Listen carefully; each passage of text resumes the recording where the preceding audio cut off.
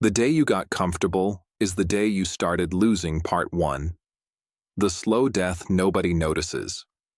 Most people don't lose their lives in a dramatic collapse. They don't lose everything in a single mistake. They don't wake up one day and realize they failed. They drift. And the moment that drift begins is the moment nobody warns you about. The day you got comfortable was the day you started losing. Not because comfort is evil.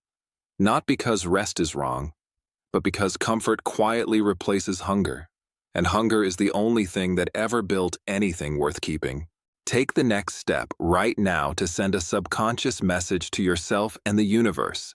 By failing to take this first easy yet powerful step to unleash the power within and provoke the universe to listen, you'll fail. Stop listening now if you're not fully committed to succeeding this second. You can prove to yourself right now that taking this next simple action that will grant your wishes, this very second, once you hear it, you're ready to win.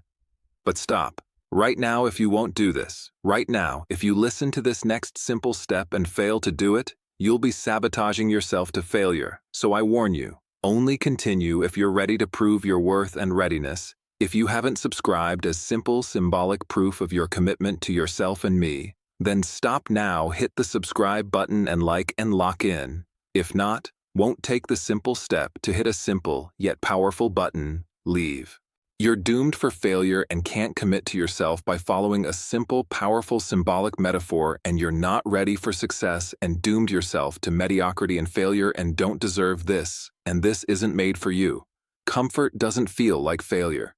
That's why it's dangerous. Failure hurts. Comfort feels earned. Comfort tells you, you've done enough. You deserve this. You can ease up now. Comfort never announces itself as decline. It arrives disguised as success. You worked hard. You survived chaos. You endured pain. You pushed through fear.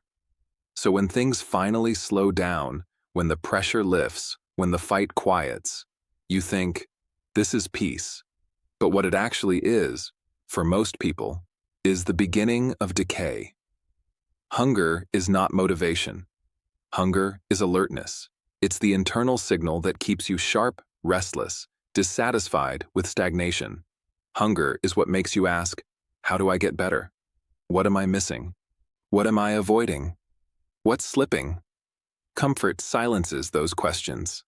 Not violently, not obviously. Comfort doesn't kill hunger in one blow. It starves it slowly. The most dangerous moment is after you win. People think danger lives in struggle. It doesn't. Struggle sharpens you. Struggle forces adaptation. Struggle keeps your instincts alive. The most dangerous moment is after you win something: a relationship, a level of income, stability, recognition, peace from chaos. That's when vigilance drops. That's when hunger whispers instead of screams. That's when standards soften. Comfort changes your questions. When you're hungry, you ask, how far can I go? What's possible? What would it take? When you're comfortable, you ask, how do I keep this? How do I protect what I have?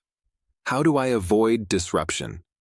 Those questions lead in opposite directions. One builds, the other preserves. Preservation feels wise, but over time, it becomes fear disguised as maturity. You didn't become lazy. That's the lie people tell themselves. You didn't become lazy. You became unthreatened. There was no predator forcing growth, no pressure demanding evolution, no consequence for staying the same. So you did what humans always do in safe environments. You optimized for comfort, not progress. Comfort lowers your tolerance for discomfort. This is where the real damage happens. When you're hungry, discomfort feels normal. Friction is expected. Resistance is part of the process. When you're comfortable, discomfort feels offensive. Friction feels unnecessary. Resistance feels like a sign you're doing something wrong, so you avoid it. You choose easier conversations, easier routines, easier goals, easier versions of yourself, and you call it balance. Balance is not always health. Balance is only healthy when it's intentional. Most people don't balance. They settle. They mistake the absence of pain for progress. They confuse calm with alignment. They confuse stability with growth. And slowly, invisibly, they trade sharpness for softness. This is why comfort is addictive. Comfort rewards you immediately. Hunger rewards you later. Comfort gives relief, predictability, reassurance. Hunger demands uncertainty, effort, exposure, risk. So when comfort is available, the nervous system chooses it, unless you've trained yourself otherwise. That's not weakness, that's biology. But biology doesn't care about your potential. The first signs you've started losing. They're subtle. You stop pushing back when something feels off. You stop correcting small declines. You stop feeling urgency. You stop feeling dangerous to yourself. You still function. You still perform. You still look successful. But you no longer feel hungry. And hunger is the warning system. Losing doesn't mean collapsing. Losing means stagnating while thinking you're stable, drifting while believing you're grounded, surviving while calling it living. Losing is not dramatic. It's quiet, it's polite, it's socially acceptable, which is why it's so common. Why most people never notice, because society rewards comfort. You're praised for settling down, playing it safe, being realistic, not rocking the boat. Nobody applauds hunger once you're no longer struggling. Hunger is tolerated only when it's necessary. After that, it's considered dangerous. But here's the truth. The version of you that built your life is not the version that keeps it alive. The traits that rescued you from chaos are the same traits comfort tries to erase. And the moment you allow that erasure, you begin losing ground you don't even realize you're standing on. This is not a call to burn your life down. This is not about self-destruction. This is not about rejecting peace. This is not about glorifying suffering. This is about refusing to let comfort domesticate you. There is a difference between peace and sedation. There is a difference between rest and surrender. There is a difference between stability and stagnation. Most people never learn to tell them apart. The day you got comfortable that day wasn't dramatic. It didn't feel wrong. It probably felt earned. But it marked a shift from growth to maintenance, from hunger to preservation, from becoming to protecting. And unless you intervene consciously, that shift doesn't reverse itself. How comfort rewires identity. Comfort doesn't just change what you do. It changes who you believe you are. That's the real danger. Most people think losing starts on the outside. Missed opportunities, declining results, shrinking ambition. It doesn't. Losing starts the moment your identity adjusts downward to match your comfort. Identity always seeks consistency. The human mind hates contradiction. If your environment becomes easy, your identity reshapes itself to justify that ease.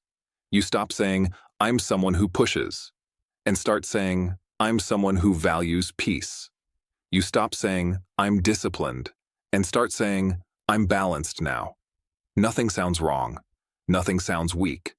Nothing sounds like decline. But the edge is gone. Comfort doesn't make you softer. It makes you defensive. This is important. People don't become fragile because they're weak. They become fragile because they've grown accustomed to safety. Once comfort sets in, criticism feels hostile, challenge feels unnecessary, friction feels like disrespect. So you defend your routines, you defend your habits, you defend your pace, you defend your new priorities, not because they're right, but because they protect comfort. This is why comforted people argue the hardest. You'll notice something strange. The people who've stopped growing are often the ones who react most aggressively to truth. Why? Because growth-oriented people aren't threatened by challenge. They expect it. Comfort-oriented people experience challenge as an attack on their identity. When someone pushes, questions, or outpaces them, it forces an uncomfortable realization. I might be settling. So they don't engage, they rationalize. Rationalization is the language of comfort. Comfort speaks in excuses that sound mature. I've already done that. I'm past that phase. I don't need to prove anything anymore. I'm focused on what really matters. These phrases aren't always wrong, but they're often used to avoid the truth. The hunger is gone.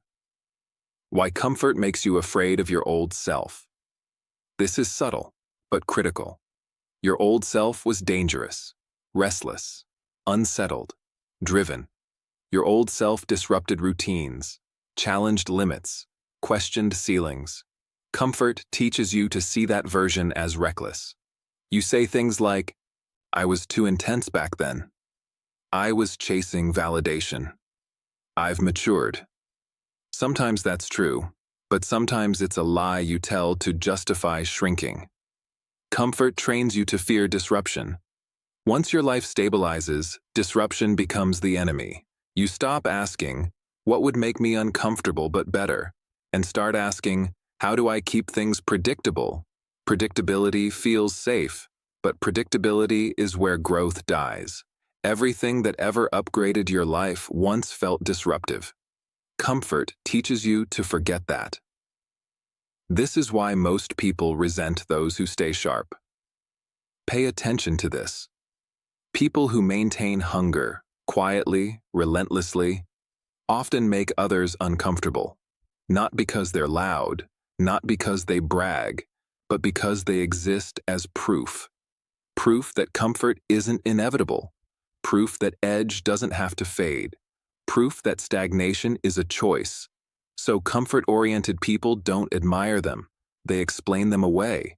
How comfort corrupts ambition. Ambition doesn't disappear. It gets redefined downward. Instead of ambition for growth, you develop ambition for security, approval, stability, image. You still want things, just safer versions. And because society rewards safety, no one stops you. The trap of I'm good enough. There is a sentence that ends more lives than failure ever does. I'm good enough. It sounds healthy, it sounds self-accepting, it sounds evolved, but good enough is rarely about self-love. It's about ending the fight. The cost of losing hunger is not immediate. That's why people don't fear it. The cost comes later. When you feel dull, when you feel disconnected from yourself, when things that once excited you don't move you, when you envy people you should admire, when comfort turns into quiet resentment. By then, years may have passed. Comfort doesn't make you happy. It makes you numb. This is the part no one talks about. Comfort doesn't bring fulfillment. It brings neutralization. You don't feel terrible, but you don't feel alive. You're not suffering, but you're not expanding. And because you're not in pain, you convince yourself this is success. This is why people panic during midlife. Midlife crises aren't about age. They're about realization. The realization that comfort slowly replaced becoming. That hunger was traded for maintenance. That safety cost identity. That the sharp version of you is fading. People don't panic because they're old. They panic because they've been comfortable for too long. Comfort is not the enemy. Unconscious comfort is comfort used deliberately can restore you. Comfort used unconsciously erases you.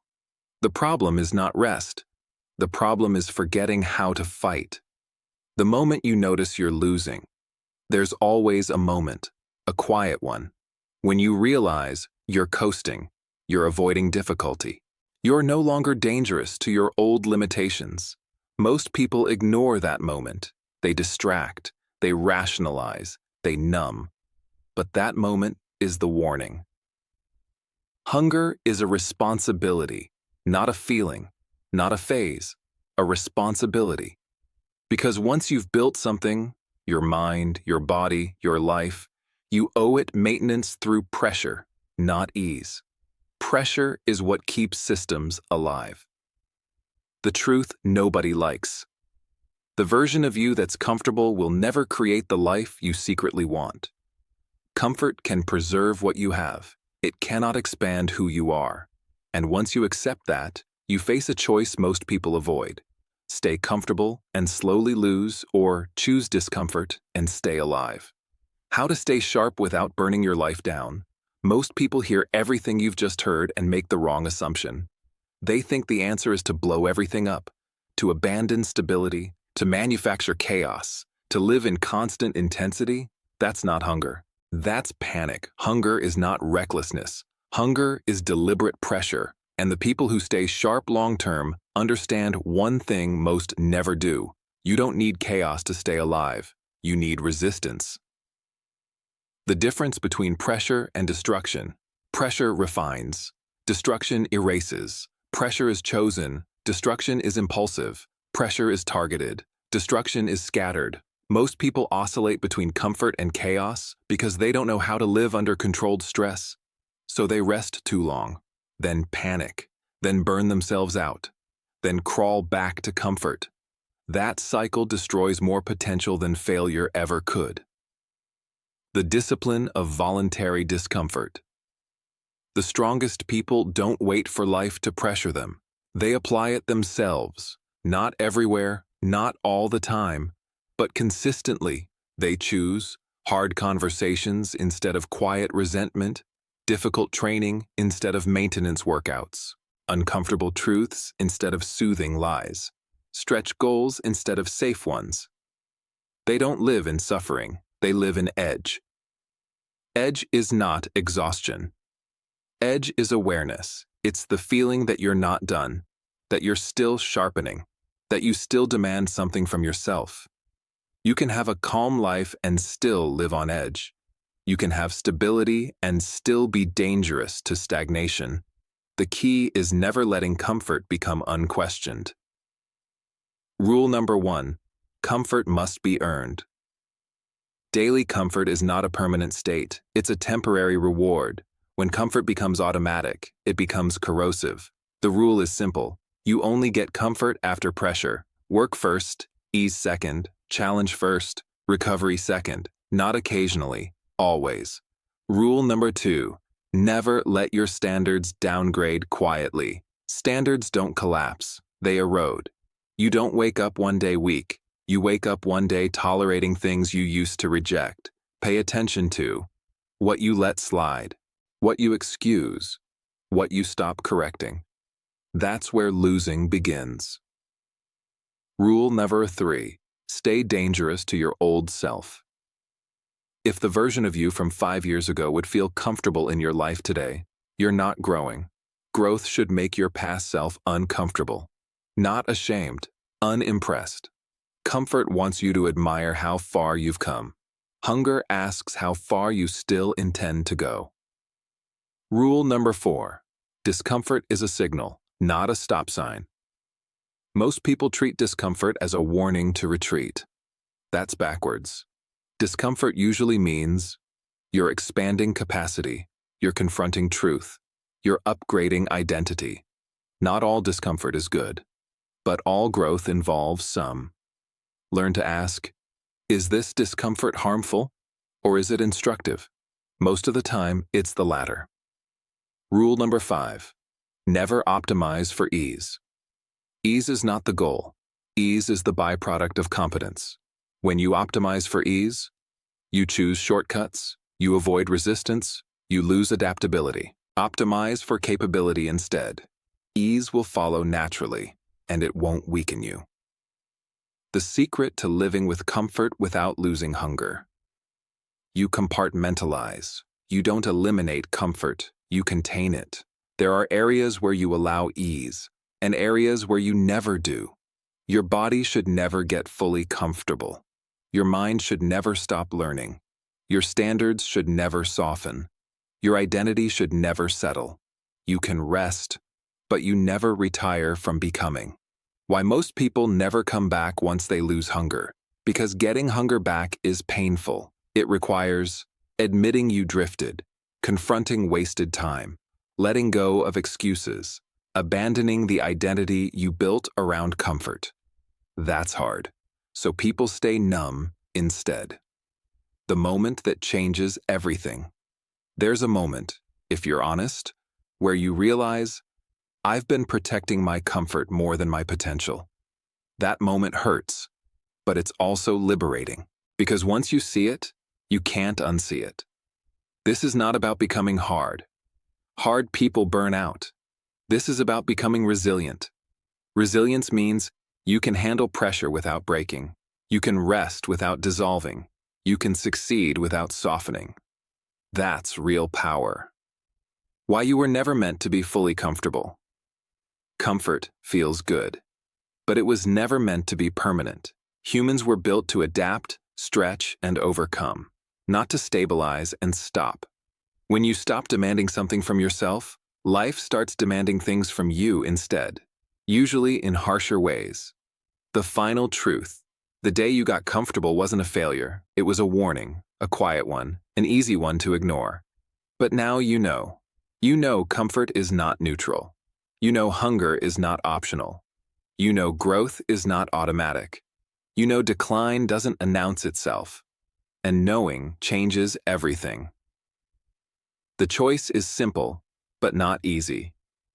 You can stay comfortable and slowly lose, or choose pressure and stay alive.